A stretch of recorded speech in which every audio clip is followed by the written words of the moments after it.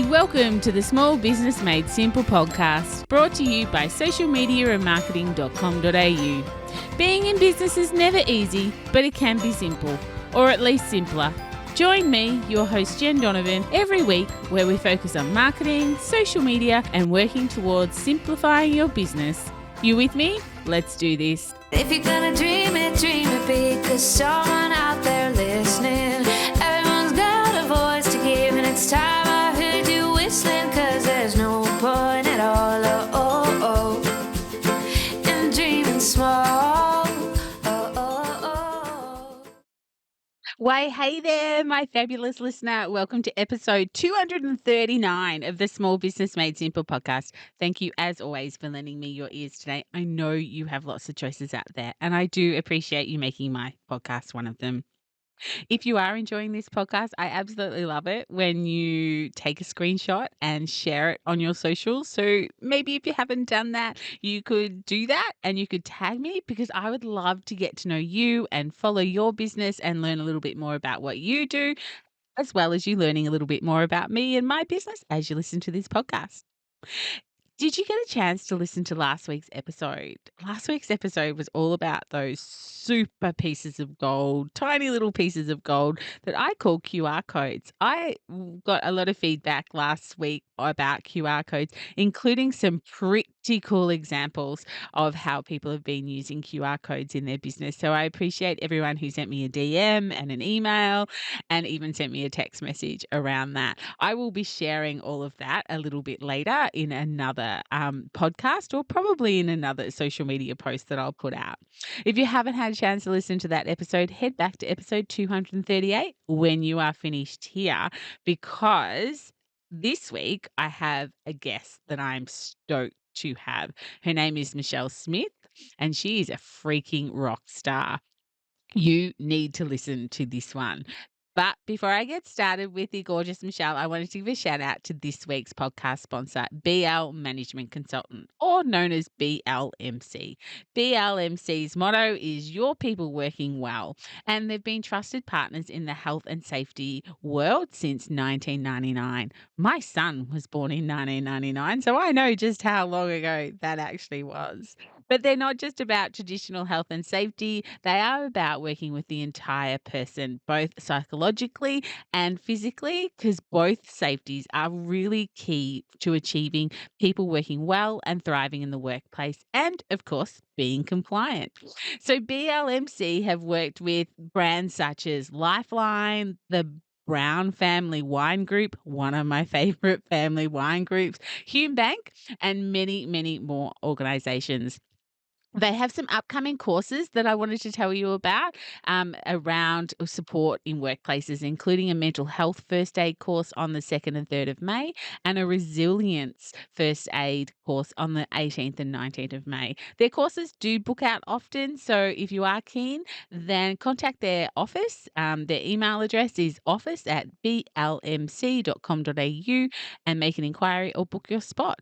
And of course, you can find out more about BLMC by going to their website, all the W's, blmc.com.au, or come to my show notes and you can get all the links in there. But let's get back to my guest, Michelle. Michelle's business is called Aussie Biz Chick. And if you haven't seen her on your Instagram, then you need to sack your algorithm, because she is all over it on there. And she's also a great email marketer too, I must say. But the reason why I'm so excited to have her and to do this episode with her is because today we are talking about subscription boxes. Aussie Biz Chick, which is Michelle's business, is a monthly subscription box to help you grow your business. Maybe having a subscription model, I guess, inside your business is not something you've thought of. Although be prepared to be convinced that it just could be a revenue stream for your business. As I talk, there's a couple of my clients and friends that definitely do this incredibly well. Michelle clearly does it incredibly well as well. But perhaps getting your products or your services into a subscription box might be a really good marketing tactic for you to invest in, and really just looking outside the square. Anyway, my chat with Michelle is one of my favorites. I've admired her business from afar all through the pandemic and was stoked that she agreed to come on my podcast. So strap in and let's have a chat with Michelle all about subscription boxes. Michelle, I'm super excited to have you on the podcast today. Your business model I've been watching with envy and curiosity for quite some time. So, hello and welcome. Hi, I'm so happy to be here. Thank you so much for having me. Like, I'm so excited to talk to you. You've got an amazing business. Well, businesses. You've done so much, actually. When I was looking at your bio, I was like, holy crap. So, yeah, I'm so excited to talk. Like, yes, let's do this. Oh, it's going to be so good, so good. So, Michelle, for my audience who may not have come across you, which I'm not quite sure how, or they'd like to learn a little bit more about you, can you tell us a little bit about who you are and what you do? Yeah, so I started a subscription box business called Aussie Biz Chic back in the height of the pandemic. And, I was working a corporate job at the time and I was like, I want to do something fun. And so I started Aussie Biz Chic, which is a monthly delivery of like books and resources to female entrepreneurs in Australia, helping to upskill in business, but, make it fun. And if you're a big stationery lover like me, you get awesome stationery in there as well. Maybe I shouldn't say love. I'm like an addict, a stationery addict. And yeah, I just wanted to start something fun. And since then, we've grown to 1,000+ members. We've got a warehouse now. We've got an amazing community, and it's just been a whirlwind. And I also now teach other aspiring subscription box entrepreneurs who want to start their own subscription boxes and how to do that. And I have an online course for that. So it's been a journey. It's been like 2 years has gone so quick. It's been crazy, but it's been so fun. Massive to do in 2 years. Where did the idea come from? Where did the spark come from? You're in a corporate job, you're in the middle of a pandemic, you're looking for fun. Why subscription boxes? What was the inspiration? Yeah, I always get asked this question. I think some people get a little surprised by my answer here, but me and my partner Luke, my fiancé now, fiance, we knew we wanted to start something together, and we were actually decided on the business model first, which was the subscription box model, because we came across this really interesting article. I get up every morning and I look at articles. I love reading the news, and I saw this article around subscription boxes in America, and in the UK, it's huge over there. So there's literally a subscription box for everything. And down here in Australia, not so much. It's just starting to break out and people are starting to realize this is a really cool product. And so we kind of started from there and thought, okay, cool, we want to do a sub box. And then in terms of what the sub box was going to be, I convinced Luke of this because obviously Luke didn't come up with Aussie Biz Chic, but I was like, I love reading and I love stationery. And I was in my own business journey too. And I was like, I want people to do this with me. Come on the journey with me. Let's read books together. Let's have fun together. And that's kind of where it all like started. And I never knew about how big the female entrepreneur space was till I really dug into this journey. And it's like amazing. There's so many different things out there, products, communities that support each other in this small business, female entrepreneur space. It just blew my mind. I was like, I want to be a part of this. And that's how kind of Aussie Biz Chic came about. And now here we are. Here we are, indeed, indeed. Yeah, like I guess the curiosity for me was one of my friends, Liz. She actually has a subscription box for cake decorating. She runs the Australian Cake Decorators Network. So shout out to Liz. And I've always been fascinated of her videos. And it was a conversation I had with one of my other clients. So shout out to Jane that has Ruby's Home Store, where I was like, what about a subscription model? And anyway, it was a throwaway conversation that we had. And next thing I know, she signed up for your course. And her business is just, well, from the outside, it looks like it's exploded. I look at the boxes in her lounge room and her her carport that she has to fill with subscription stuff now. And it probably gives me a little bit of anxiety, but there is clearly a need for it. She has a subscription box that has home goods. So it's called Hometastic. Yeah, I think it's called Hometastic box. Yeah. Yeah, Hometastic box. It's so smart because she does like it's like a quarterly box and it's like it matches the season. So if you want to Yep. decorate your home, like maybe for the Easter time, and I know she did like a Christmas box. Yes. So it's like, it makes sense. Like if you're a home decor freak and you love to decorate your home Yep. based on the season, she gives you that. And that's so Yeah. cool. And her boxes are huge.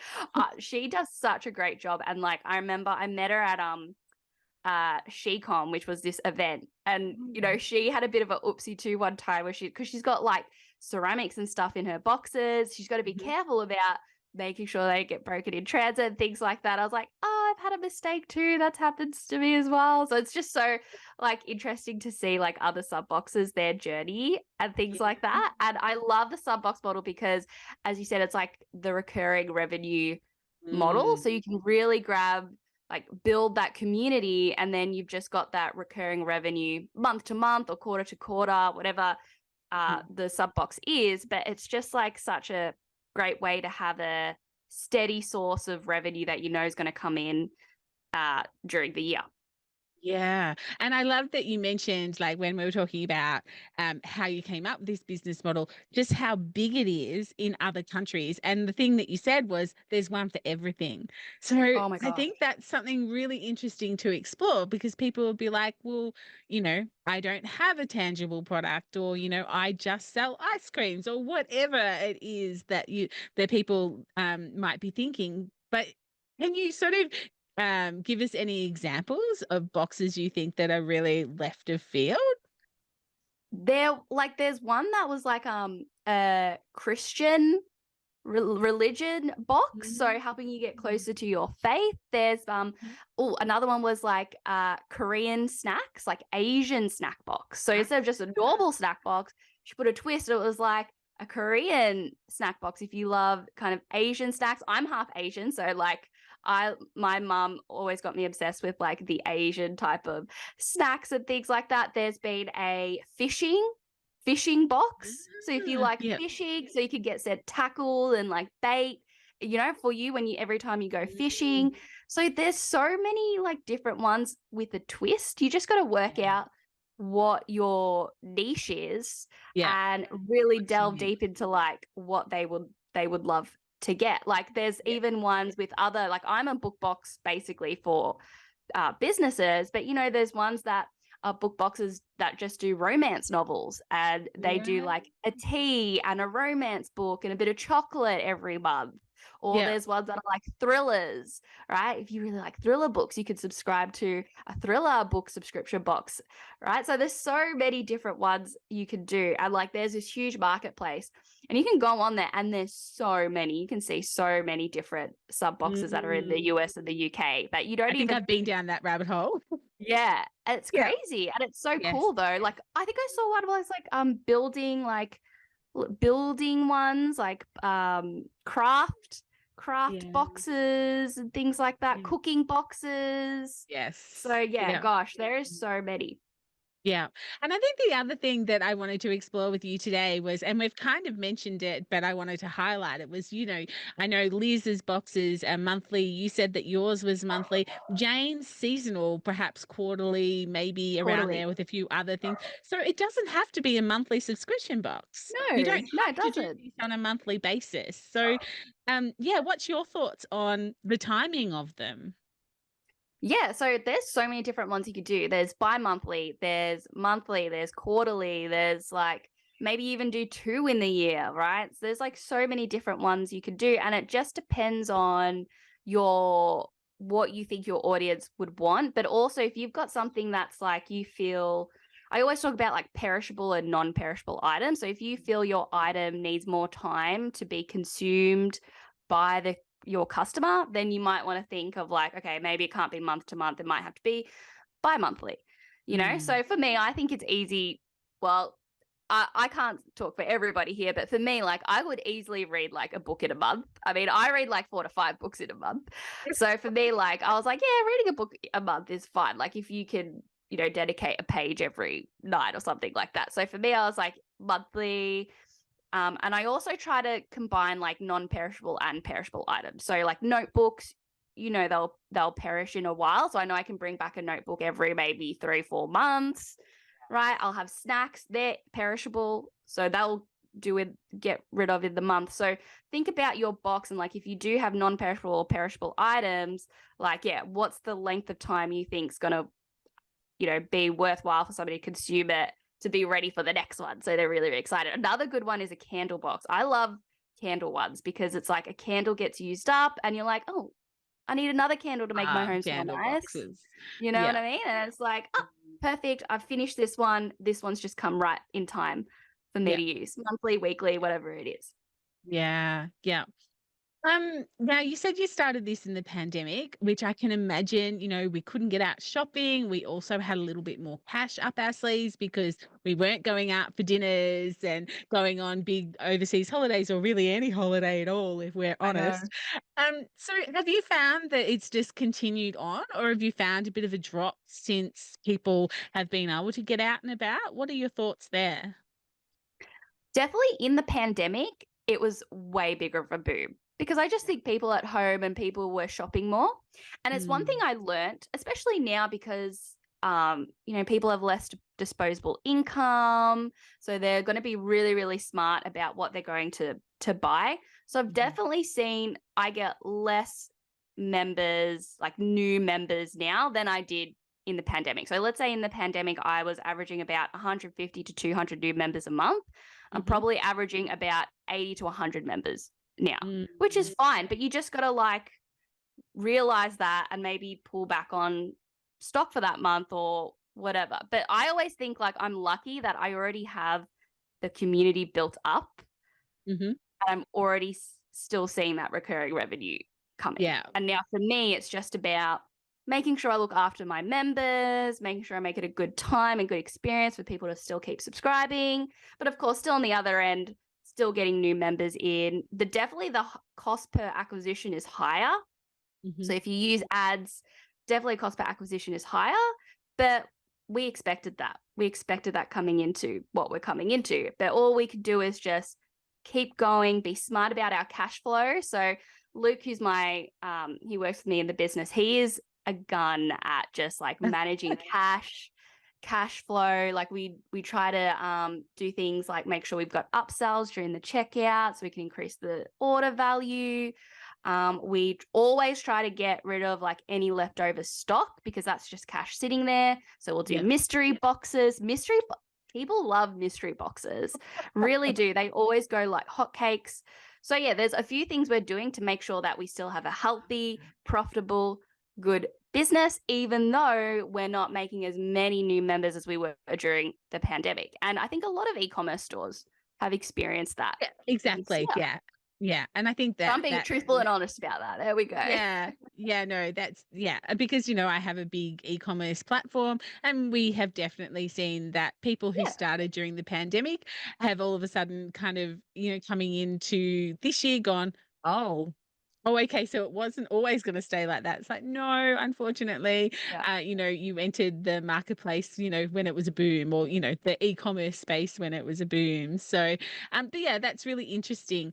Either generally or specifically, you can answer this question however you would like to answer it. But basically, okay, you have a subscription box, you have members. How do you make money?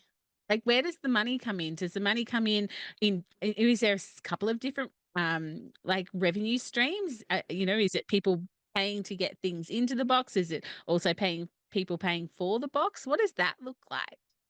Yeah, so really interesting. We did a pie chart the other day where the different revenue streams for Aussie Biz Cheek. So God, I love our number pie chart with revenues. It's like, it wasn't me, it was Luke. I can't take that. Okay, that I was love Luke totally more then. He's the numbers guy, but it was really, really interesting. So most of the revenue and the profit comes from the box.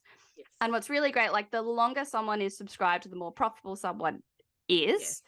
The second one is we do have like a separate shop, a secret shop that members can purchase. So we have the shop.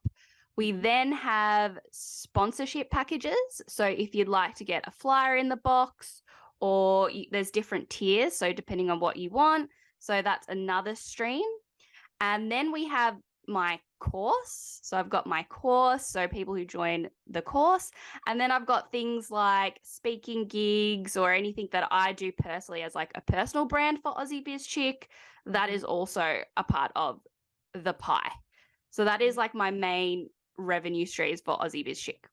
Okay. Wow. Oh, And and affiliates. Sorry, I forgot to put that. Affiliates as well. I get that. So I'm like affiliate for Booktopia. So if I recommend any books and you buy through my link, I get a Yeah. little bit of a commission for that, and like any events or something like that, I could be an affiliate for. But my main Yeah. source of revenue is like the box. The box. Yeah.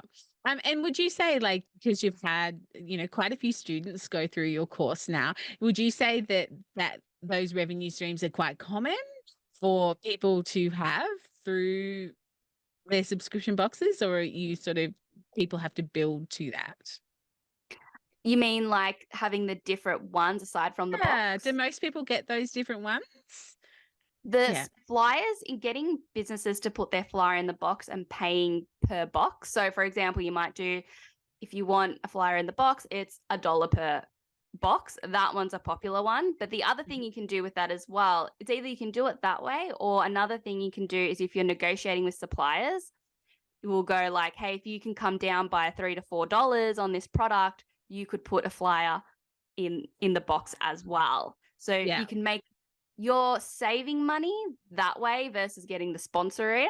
But you Mm. can either do it those two ways, but they're the two main ways. And the third one is definitely a shop.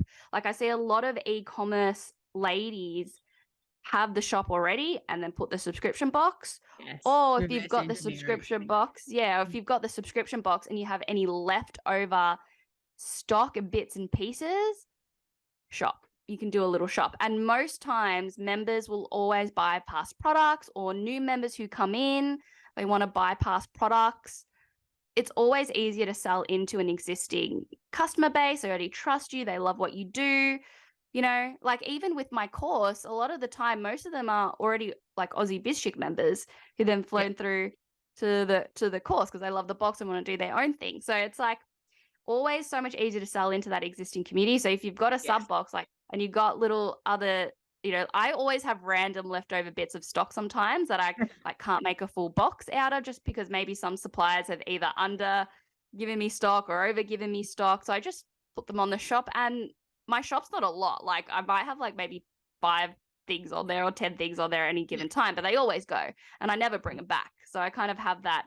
It's like, if you want this product, you got to get it because I'm not ordering any more of these products. So those 3 for a sub box is very, very powerful. The shop, the box, and if you can leverage your numbers and your community, people want a piece of that community and want to get in front of them.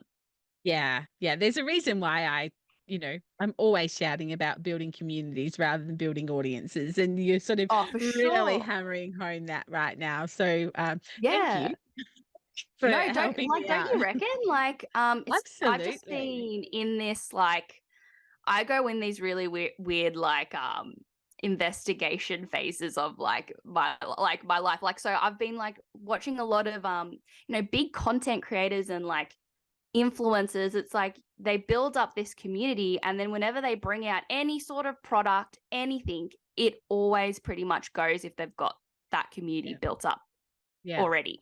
So I'm always like kind of in this thing now, like, build the community, because whatever you bring out into that community, it's going to go. They're going to love it because they love you and they've loved what you built and how you've nurtured everybody as a community, and they can relate to you. So I love that idea of community so much. Yeah. Yeah, absolutely. Yeah. It's a trust thing. Basically, at the end of the day, it's a trust thing. Yeah. Okay, so we've chatted about business model, we've chatted about revenue streams. If my listener is like, oh my gosh, I need to do this, or I need to think about doing this for my business, can you give us maybe 1 or 2 hints or tips or steps that people might be able to take to see whether or not a subscription box would work for their business?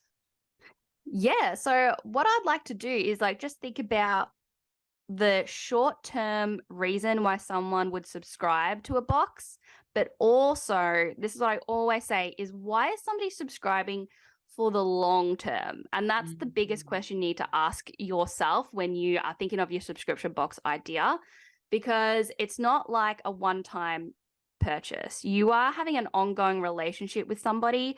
So you really need to figure out why somebody would subscribe for the long term. So for example, like if I give Aussie BizChick as an example, short term, it's like, yes, you can get books and stationery and you can learn about business and you can learn about that theme of the month, or it'll be marketing or something like that.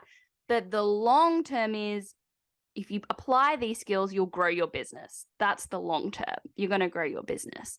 It's like the gym. I always go back to the gym. It's like the gym, the short term is like, yes, you're getting fit and healthy, but the long term is like, you're going to have a healthy lifestyle for the rest of your life. You might live longer. You might feel better. Like, so you can't just subscribe to something and it's like you're done and like you can subscribe to it like for 1 month and then go. It doesn't work like that. So you got to think about that long-term solution.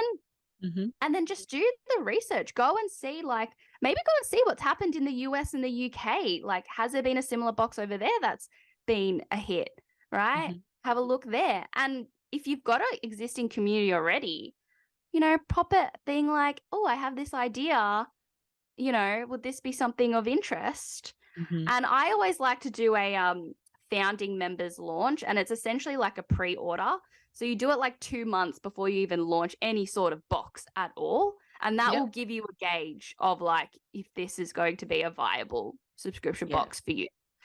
So definitely do those kind of 3 things. Like ask yourself what's the long-term benefits. 2, do the research out there, what's out there already. If there's nothing out there, ask some questions in groups or ask a friend who might know somebody in that niche. And then 3, like do a pre-order and see, like build the landing page, collect the emails and see if you're getting a lot of emails and seeing if people are actually interested in this idea. That's what I Yeah. would do.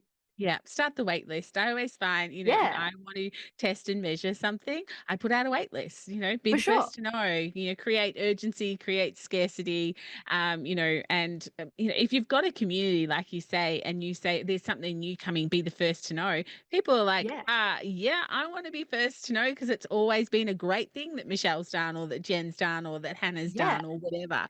So yeah, you've built that trust with them already. So I think that is, some really great advice for sure.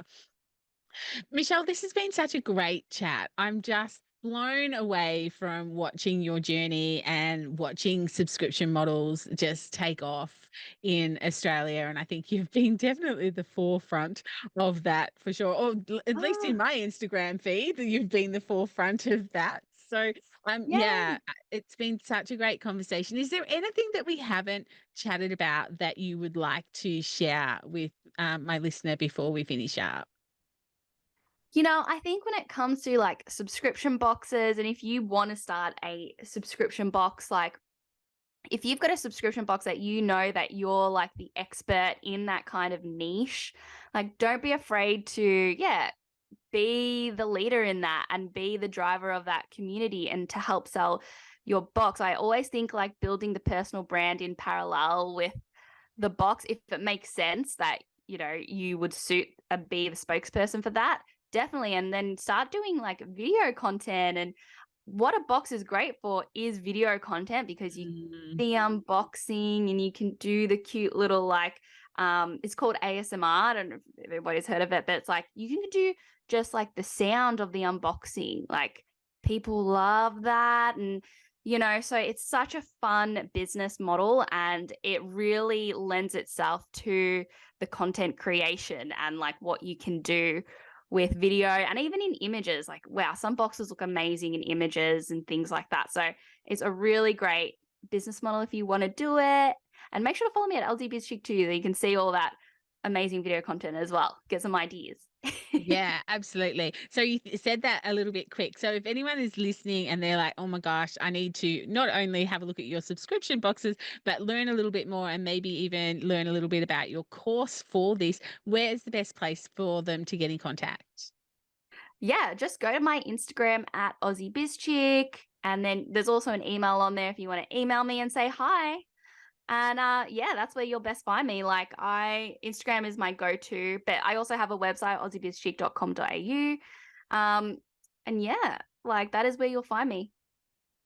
Beautiful. Thank you so much for your time and being so open and honest today. I'm sure that my listener is just going to be as fascinated as I am Oh, with this yay. conversation. So thank you so much, Michelle, for joining us today. And I'll have all those links in the show notes.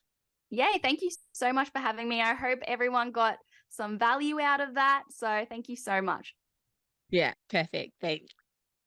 If you've got questions or if you've got thoughts around my chat with Michelle, because how good was that? I reckon that she would have definitely got you to think outside the square as far as subscription boxes go. But if you've got thoughts or questions, head into my Like Minded Business Owners Facebook group and let's have a chat over there. And if you love this episode and found it valuable, please take 30 seconds out of your day to leave me a rating and a review if where you are listening allows you to do that. Otherwise, I'll see you next week on episode 240. I'm sorry, I just get amazed at how many episodes, and they just seem to be going quicker and quicker. So, episode 240 next week.